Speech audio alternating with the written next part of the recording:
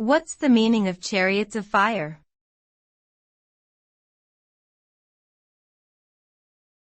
Chariots of Fire.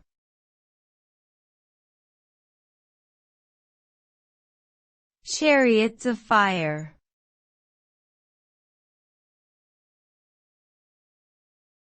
Chariots of Fire.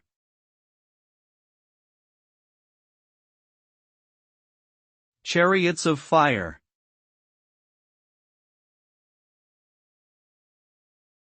Chariots of Fire is a phrase that refers to the Olympic Games. The term comes from the 1981 film of the same name, which tells the story of two British track athletes who competed in the 1924 Summer Olympics.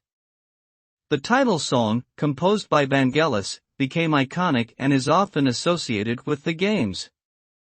Overall, the phrase Chariots of Fire represents the spirit of competition, athleticism, and international cooperation embodied by the Olympic movement.